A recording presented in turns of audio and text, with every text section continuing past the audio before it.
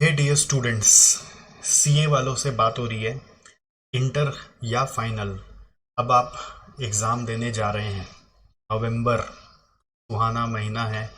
आपने बहुत मेहनत किया है अपने इस पर्टिकुलर एग्ज़ाम के लिए। तो मैं आपको अभी कुछ 10 टिप देने जा रहा हूँ जिसको आप फॉलो करेंगे, जिससे कि आप अपने एग्ज़ाम के लिए और अच्छा परफॉर्म कर पाएंगे। तो इस वीडियो को उन हमारे हर दोस्तों के साथ आपको शेयर करना है जो अभी नवंबर में एग्ज़ाम दे रहे हैं, सीए इंटर या सीए फाइनल का। सबसे पहले मैं अपने दोस्तों को बता दूं कि भाई साहब, पहला एग्ज़ाम आखिरी एग्ज़ाम नहीं होता। बहुत बार बच्चे पहले एग्ज़ाम को अपना बेंचमार्क मान लेते हैं कि अगर मेरा पहला ऐसा गया तो मैं ठीक नहीं हुआ है, आ, आगे का सब्सिक्वेंट एग्ज़ाम बड़े होने के बावजूद नहीं दूंगा। ऐसा मिस्टेक एकदम नहीं करिएगा। पहला एग्ज़ाम आपको इतनी शिद्दत से देनी है, खुदा न खास्ता अगर कुछ गड़बड़ भी हुआ, सेकंड एग्ज़ाम और ज़्यादा शिद्दत से देनी है और थोड़ा सा एक्स्ट्रा मेहनत करके जाना है, जिससे कि इसमें अगर पास मार्क भी आ जाए तो बाकी सेकंड पेपर जाकर कोप अप कर पाए। बहुत बार ऐसा होता है कि आपको अपने पेपर के प्रिपरेशन से एक एक्सपेक्टेशन होता है कि मेरा इस पेपर में कम से कम 70 आना चाहिए, 60 आना चाहिए। कुछ सब्जेक्ट्स आपके इतने अच्छे से किए हुए होते हैं, कुछ चैप्टर्स इतने अच्छे से किए होते हैं कि आपको ऐसा लगता है कि इतना मार्क्स तो आना ही चाहिए। तो अब प्रॉब्लम क्या है, एग्ज़ाम हॉल में जब पेपर दे रहे होते हैं तो ऐसा बहुत बार अंदर में फील हो रहा होता है कि मेरा वैसा नहीं जा रहा जैसा मैंने सोचा था।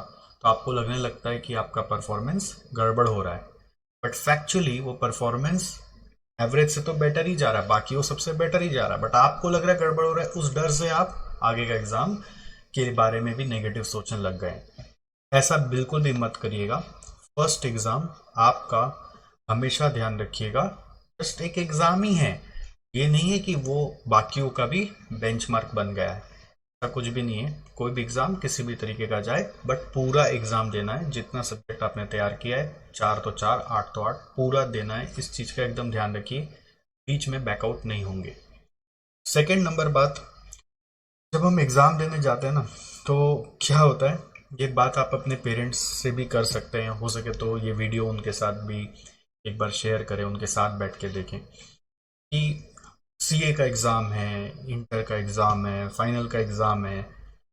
हम पेरेंट्स लोग भी बहुत बार बहुत ज़्यादा हाइप क्रिएट कर देते हैं इस एग्ज़ाम का। नहीं नहीं, सीए का एग्ज़ाम है, सीए का एग्ज़ाम है, हाँ हाँ हाँ हाँ हाँ। हर समय घर में रिलेटिव लोग से बातें चल रही है, मारो तो छोरों को सीए एग्ज़ाम है, सीए को एग्ज़ाम है, छोरी एग्ज़ाम है, बहुत हार्ड है, बहुत पढ़ा। ये सब सिचुएशन क्रिएट होने से क्या होता है, एक माहौल में ही एक बहुत बड़ा एक्सपेक्टेशन क्रिएट हो जाता है। और जब एग्ज़ाम देने जाते हैं तो सब ऐसे हाई एक्सपेक्टेशन लेके गेट तक आपको छोड़ने आते हैं। आपको ज़बरदस्ती का, कुछ फॉर्मेलिटी का, अननेसेसरी दही और क्या क्या एक्स्ट्रा चीज़ खिलाते हैं, तिलक करते हैं। जिससे कि क्या होता है कि वो ये सोच रहे हैं कि आप अच्छा से एग्ज़ाम दे के आ पाएँ, आप एक बार में करके आ पाएँ। बट अंतर अंदर कहीं ना कहीं ऐसा लग रहा होता है कि इनको मेरे से कितना ज़्यादा एक्सपेक्टेशन, अगर मैं नहीं कर पाया तो क्या होगा। तो उस समय वो एक डाउट यदि आ जाता है ना, अगर मैं नहीं कर पाया तो इनका क्या होगा, ये मेरे से कैसे बात करेंगे, मेरी इनके सामने प्रेस्टीज चली जाएगी, ऐसा मन में आने लगता है नॉर्मली बच्चों को। इसलिए मेरी आपसे दरख्वास्त है पेरेंट्स लोगों से कि आप प्लीज उतना ज्यादा हाइप ना क्रिएट करें इस एग्जाम का। इसको एक नॉर्मल, जैसे कोई स्कूल में क्लास टेस्ट देने जाता है उस तरह का माहौल बना के रखें। इतना ज्यादा आप हाइप क्रिएट कर देंगे तो बच्चे के मन में एक्सपेक्टेशन बहुत ज्यादा बन जाएगी अपने आप से। जो हल्का सा हिलता है ना तो फिर पूरी कयामत सी आ जाती है। ऐसे लगता है कि अब मैं क्या करूंगा, मेरे से नहीं होगा, मेरे घर वाले इतना मेरे से उम्मीद कर रहे हैं। मतलब एग्जाम दे के भी बच्चा जब घर आता है, उसके पीछे ना पड़िए कि कैसा हुआ कैसा हुआ, ये क्या हुआ वो क्या हुआ। And just support the kid, support your child कि जब भी हुआ अच्छा हुआ, अब तू आराम कर, रिलैक्स कर, खाना खा।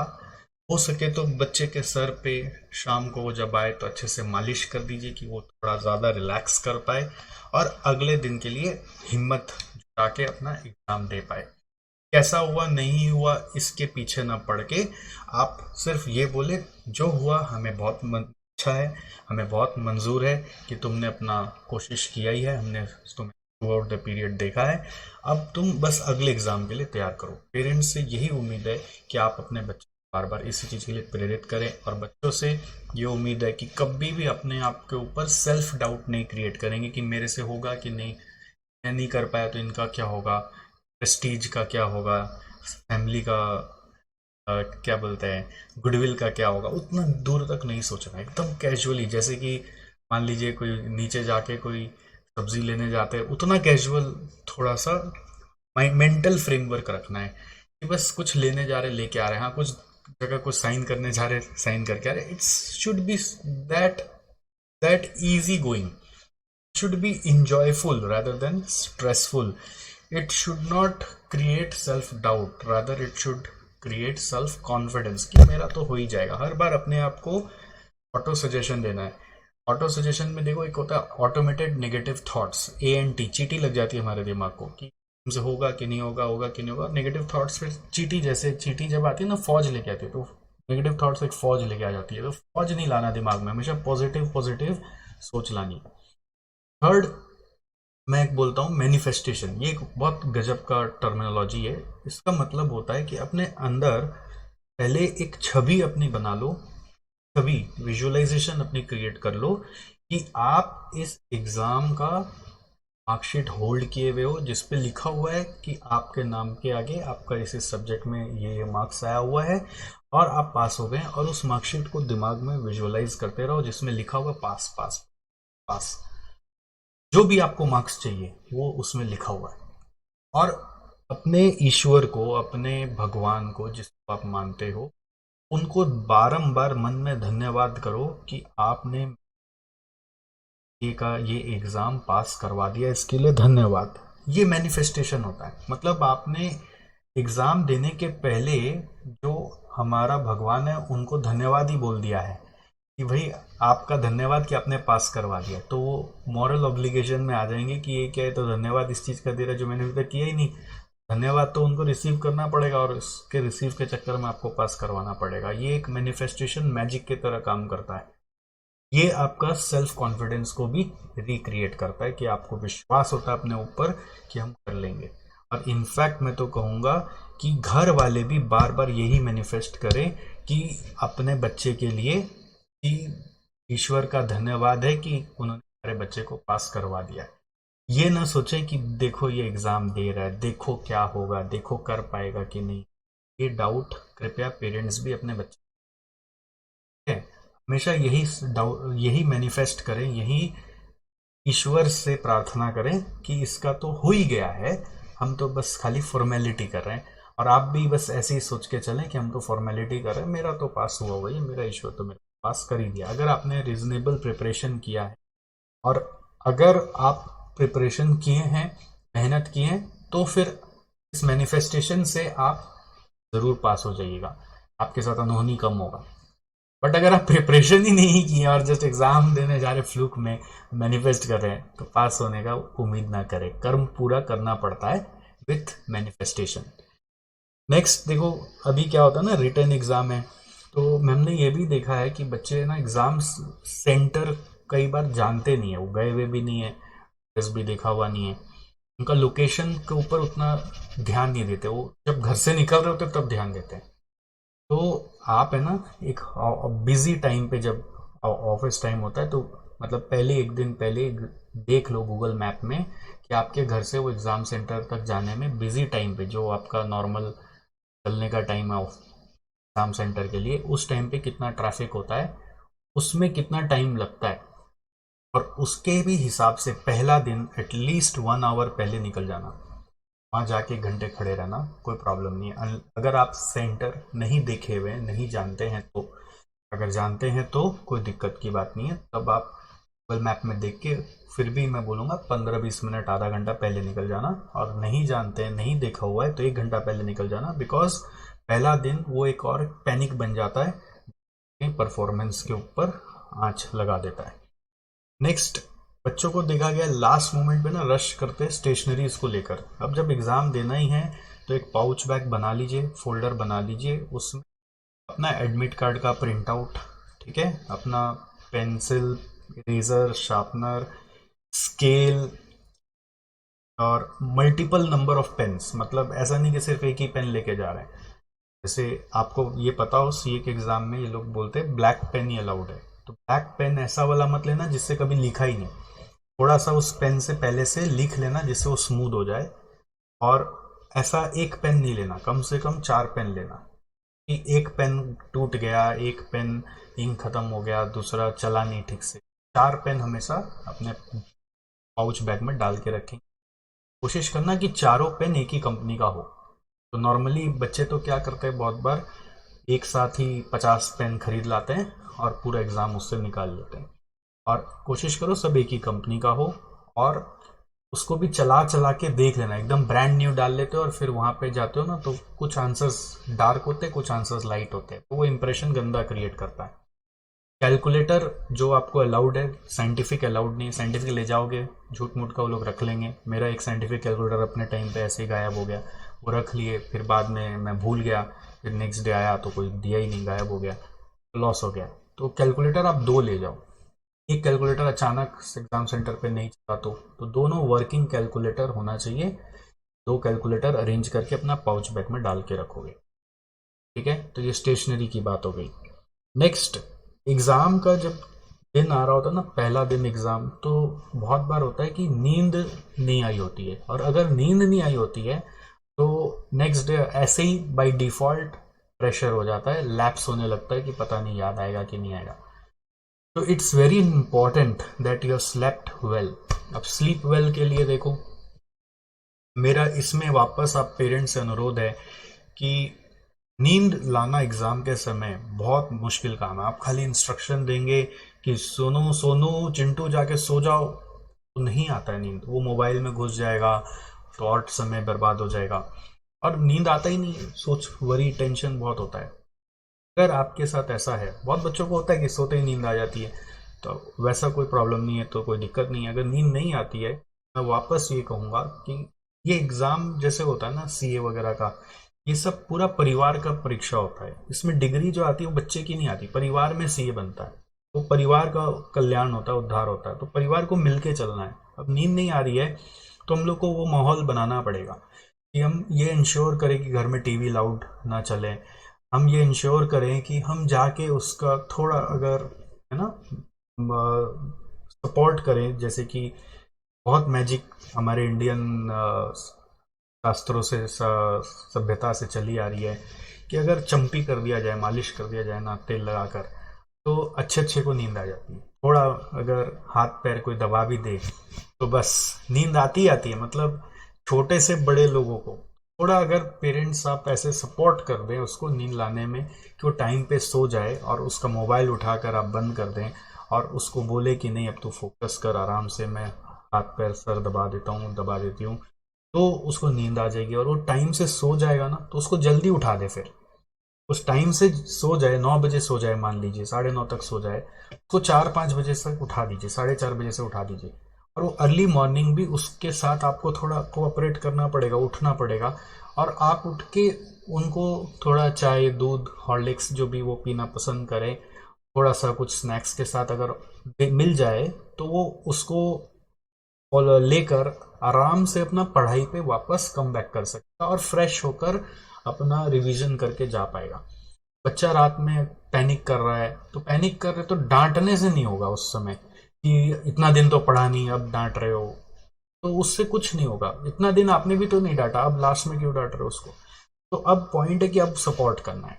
अगर आपका सपोर्ट मिला तो ये बच्चा डिग्री हासिल कर सकता है। तो इसमें कुछ बातें मैं पेरेंट्स के लिए भी बार बार बोल रहा हूँ। और बच्चे आप ध्यान रखना, एग्जाम में जब जा रहे हो सुबह बहुत बार मैंने देखा बच्चे बोलते हैं हम कुछ खाएगा नहीं, मेरे खाने से मेरे प्रॉब्लम होता है, बट हल्का सा कुछ हमेशा खा के जाना। इससे क्या होता है, एनर्जी बनी रहती है लिखने की।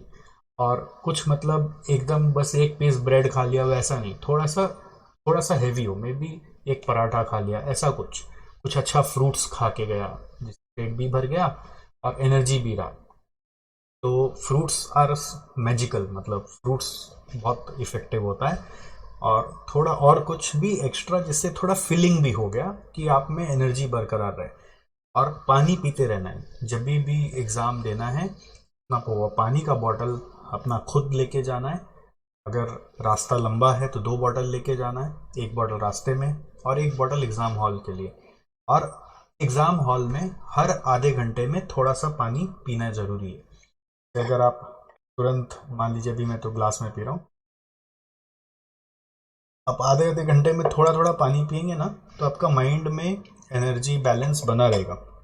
और जब आप आंसर लिख रहे हो, ठीक है, तो क्या होता है, एग्ज़ाम का पहला 15 मिनट जब आता है तो हम समझ नहीं पाते कहाँ से स्टार्ट करें, पहला से स्टार्ट कर लेते हैं। वैसा भूल मत करना, पहला 15 मिनट खाली फटाफट स्टार्टिंग और रिक्वायर्ड को पढ़ पढ़ के जज कर लेना कि कौन सा आपको अच्छे से आता है, कौन सा थोड़ा आता है, कौन सा एकदम नहीं आता।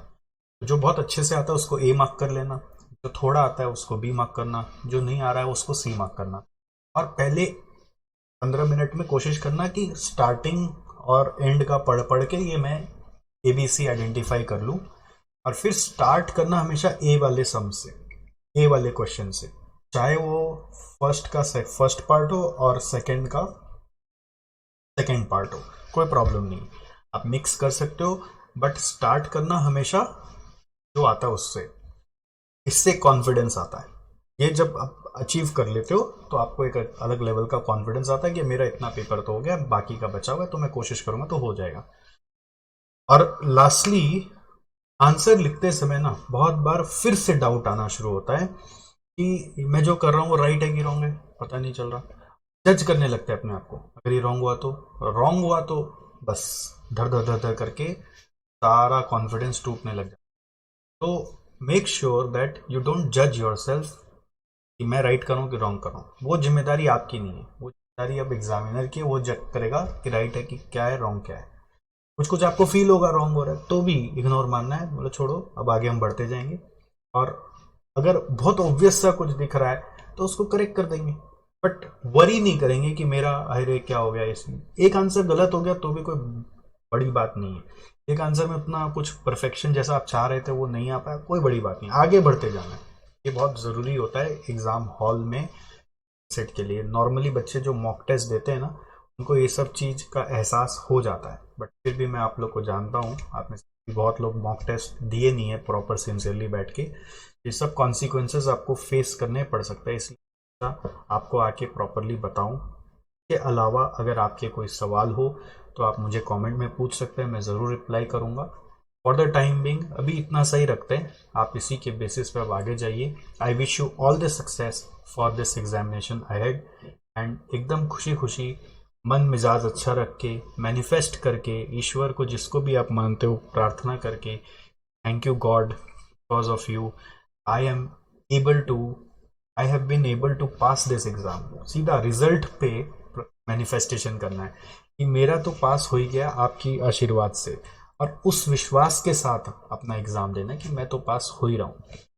जब आंसर लिखते हैं, लास्ट अभी मेरे को क्लिक कर रहा है कि जब आंसर लिखते हैं तो आंसर ऐसा लिखना है कि जैसे कि एग्जामिनर पढ़ के समझ पाए कि आपका नॉलेज कितना है। मतलब you have to ensure that you're writing answer in such a way that your examiner is